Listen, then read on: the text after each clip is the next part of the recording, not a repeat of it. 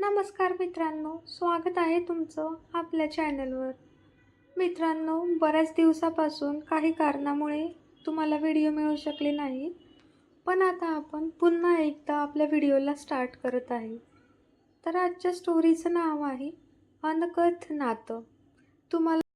तुम्हाला ही स्टोरी आवडल्यास व्हिडिओला लाईक करा, मित्रमैत्रिणींपर्यंत जास्तीत जास्त शेअर करा आणि चॅनलला सबस्क्राईब करा. तर स्टार्ट करूया. अन्वी आणि समीर दोघंही एका कॉलेजमध्ये शिकणारे. अन्वी साधी, शांत आणि थोडी अबोल. तिच्या डोळ्यात खूप स्वप्न होती, पण ती व्यक्त करायला ती संकोच करायची.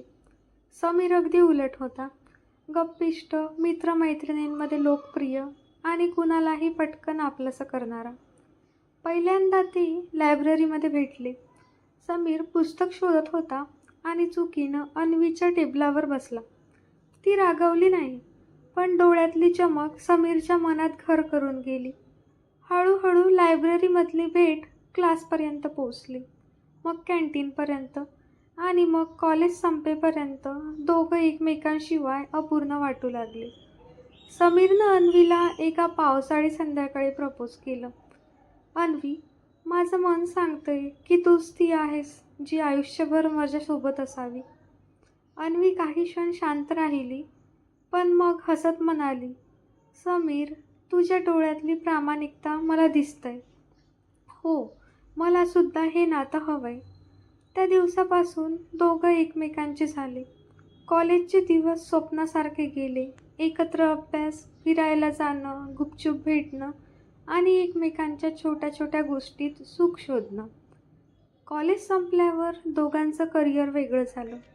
समीर एका मोठ्या कंपनीमध्ये नोकरी मिळाली, तर अन्वीने शिक्षिकेचं काम सुरू केलं. कामाच्या व्यापातही ते भेटायचे, बोलायचे. त्यांचं प्रेम दिवसेंदिवस घट्ट होत होतं. समीरनं ठरवलं होतं, तो नोकरीत स्थिरावला की अन्वीशी लग्न करायचं, पण नशिबात वेगळंच काही ठरलेलं होतं. एका रात्री समीर ऑफिसहून घरी येत असताना त्याचा अपघात झाला. तो जिवंत वाचला, पण त्याच्या चेहऱ्यावर मोठ्या जखमेचा व्रण राहिला. डॉक्टरांनी सांगितलं की प्लास्टिक सर्जरी करून थोडं सुधारेल, पण चेहरा पूर्वीसारखा राहणार नाही. समीरला स्वतःविषयी हीनगंड वाटू लागला. त्याला असं वाटलं, अन्वी माझ्या या अवस्थेत मला स्वीकारेल का? त्याने तिच्याशी अंतर ठेवायला सुरुवात केली. कॉल्स कमी झाले, भेटणं थांबलं. अन्वी गोंधळली. तिला समीरच्या वागण्यात बदल जाणवला. ती भेटायला आली तर समीर टाळायचा. शेवटी एका दिवशी ती रडतच त्याला म्हणाली, समीर, काय झालंय तुला? मी काही चुकीचं केलं का? समीरने कटाक्ष टाळत उत्तर दिलं, अन्वी, आपण वेगळे झालेलं बरं. तू पुढं जा. मला माझं आयुष्य एकट्याने जगायचं आहे. अन्वीला हे शब्द वीज कोसळल्यासारखे वाटले. ती खूप रडली, पण तिला समीरचं खरं कारण माहिती नव्हतं. 2 वर्षे झाली अन्वी तिच्या कामात रमली. ती अजूनही समीरला विसरली नव्हती. दररोज ती प्रार्थना करायची, तो जिथे असेल तिथे सुखी राहो. समीर मात्र स्वतःला अजूनही दोष देत होता. तो दूर गावात राहायला गेला होता. त्याला वाटायचं, मी तिच्यासाठी योग्य नाही, ती चांगल्या आयुष्याची पात्र आहे. एका दिवशी शाळेत नवीन मुख्याध्यापक आले. अन्वी स्टाफ रूममध्ये गेली आणि तिचा श्वास थांबला. तो समीर होता. त्याचा चेहरा खरंच बदललेला होता, पण त्याचे डोळे तेच होते, प्रेमाने भरलेले. दोघांचे डोळे भिडले, पण दोघंही काही बोलू शकले नाहीत. काही दिवसांनी अन्वीने धाडस केलं. ती समीरला म्हणाली, समीर, तू मला दूर का केलंस? मी अजूनही तुझी वाट बघते. समीरच्या डोळ्यात पाणी आणलं आणि तो म्हणाला, अन्वी, माझ्या अपघातानंतर मी स्वतःकडे आरशात पाहायलाही घाबरलो. मला वाटलं तू मला कधी स्वीकारणार नाहीस, म्हणून मी तुला दूर केलं. अन्वी त्याचा हात धरून म्हणाली, समीर, मला तुझ्या चेहऱ्याचा नाही तर तुझ्या मनाचं प्रेम आहे.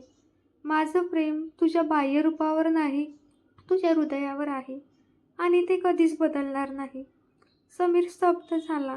त्याला जाणवलं की खरी साथ म्हणजे हीच, जी रूप, परिस्थिती, अडचणी याकडे न पाहता कायम उभी राहते. त्यांच्या लग्नाच्या तयारीला सुरुवात झाली, पण लग्नाच्या 2 आठवडे आधी अचानक समीरला कळलं की त्याला अपघातात झालेल्या इजा पूर्ण बऱ्या झालेल्या नाहीत. डॉक्टरांनी सांगितलं ही आजारपण गंभीर होऊ शकतं. समीर पुन्हा हादरला. तो अन्वीचं आयुष्य अंधारात ओढू इच्छित नव्हता. त्याने तिला पुन्हा एकदा सोडून जाण्याचा विचार केला. लग्नाआधीच्या रात्री त्याने तिला एक पत्र लिहिलं. अन्वी, मी तुला खूप प्रेम करतो, पण मी तुला दुःख देऊ शकत नाही. माझं आयुष्य लांब असेल की नाही माहिती नाही, म्हणून मी निघतोय. तुझं आयुष्य नव्याने जग, तुझ्यासाठी प्रार्थना करत राहील. आणि तो गाव सोडून निघून गेला. पण नियतीला वेगळंच काही मान्य होतं. समीर ज्या रेल्वे स्टेशनवर बसला होता, तिथे अचानक अन्वी आली. तिनं त्याचं पत्र वाचलं होतं आणि थेट त्याला शोधत निघाली. समीर, तुला असं वाटतं की मी तुला तुझ्या आजारपणामुळे सोडून जाईल? नाही, मी तुझ्यासोबत प्रत्येक क्षणी उभी राहील. तुझ्या आयुष्याचे कितीही दिवस उरले असले तरी मला ते तुझ्यासोबत जगायचं आहे. कारण प्रेम म्हणजे सोबत, सुखात नाही तर दुःखातही. समीरच्या डोळ्यातून अश्रू वाहू लागले. त्याला जाणवलं की खरं प्रेम किती ताकदवान असतं. दोघं पुन्हा एकत्र आले. त्यांनी लग्न केलं. हो, समीरचं आजारपण खरं होतं. त्याचा प्रवास कठीण होता. पण अन्वीने त्याच्यासोबत प्रत्येक क्षण हसत हसत जगला. आणि इथे ट्विस्ट असा की डॉक्टरांनी समीरवर नवीन उपचार केले आणि तो हळूहळू बरा होऊ लागला.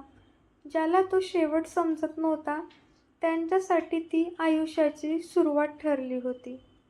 तर मित्रांनो, स्टोरी कशी वाटली कमेंट बॉक्समध्ये नक्की सांगा आणि व्हिडिओला लाईक करा.